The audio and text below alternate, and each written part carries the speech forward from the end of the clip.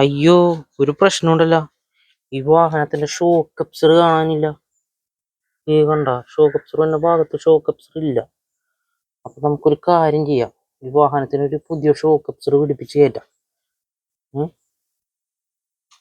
അപ്പൊ ഇതാണ്ട പുതിയ ഷോക്ക് അബ്സർ 1330 രൂപ. അപ്പൊ നമുക്കിത് പൊട്ടിച്ചിട്ടേ നമുക്ക് ഈ വാഹനത്തിൽ ഇട്ട് നോക്കാട്ടാ. കണ്ട, അപ്പൊ ഇതാണ്ടാ TVSന്റെ റിയർ ഷോക്ക് അബ്സർ വിത്ത് സ്പ്രിങ്ങോട് കൂടിയ ഷോക്ക് അബ്സർ ആണ്. നല്ല കിഡിലൻ സസ്പെൻഷൻ ആണ് ട്ടാ ഈ ഒരു ഷോക്ക് അബ്സറിൽ വരുന്നത്.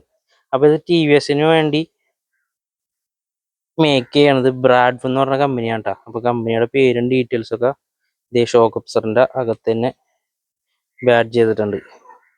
അപ്പൊ ഓക്കെ, നമുക്കിതൊന്ന് പിടിപ്പിച്ചിട്ട് വണ്ടിയുടെ ആക്ഷനും കാര്യങ്ങളൊക്കെ ഒന്ന് നോക്കാട്ടാ.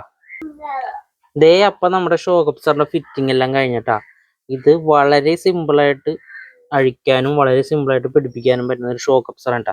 അപ്പൊ വണ്ടിയിൽ ഇരിക്കുന്ന പൊസിഷൻ ഒരു ചെറിയൊരു ചരിവോട് കൂടിയിട്ടാണ് നമ്മുടെ വാഹനത്തിൽ ഷോക്ക് അബ്സറിന്റെ ഫിറ്റിംഗ് വരുന്നത്.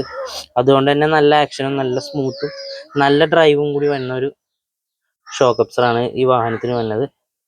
അതുപോലെ തന്നെ മറ്റു വാഹനങ്ങളിൽ ഇത് അഴിച്ചെടുക്കാനും ഫിറ്റ് ചെയ്യാനും 18ന്റെ പണിയാണ്. പക്ഷെ നമ്മുടെ വാഹനത്തിൽ ഒരു 18ന്റെ സ്പാനർ ഉണ്ടെങ്കിൽ നമുക്കൊരു ഷോക്ക് അബ്സർ ഊരി സിമ്പിളായിട്ട് മാറ്റി ഇടാവുന്നതാണ്.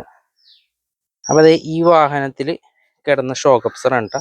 അപ്പൊ ഇത് ഭയങ്കര ആക്ഷൻ കൂടുതലായിരുന്നു. സ്പ്രിങ്ങിന്റെ ടെൻഷൻ മാത്രമേ ഉണ്ടായിരുന്നുള്ളൂ ഇതിനകത്ത്. ഷോക്ക് അബ്സർ വീക്ക് ആയിട്ടുണ്ട്. അപ്പൊ ഷോക്ക് അബ്സറിന്റെ ബുഷ് പോയതിന്റെ സൗണ്ടാണ് ട്ടോ അപ്പൊ നിങ്ങൾ കേൾക്കണത്. അപ്പൊ ഇതാണ് ഈ ഷോക്ക് അബ്സറിന് ഒരു കംപ്ലൈന്റ് ആയിട്ട് വരുന്നത്. ഓയിൽ ലീക്ക് വളരെ റയർ ആയിട്ട് വരുന്ന ഒരു കംപ്ലൈന്റ് ആണ്. അടിയായിരിക്കും ഏറ്റവും കൂടുതൽ വരാറുള്ളത്. അപ്പോൾ ഓക്കെ, താങ്ക് യു.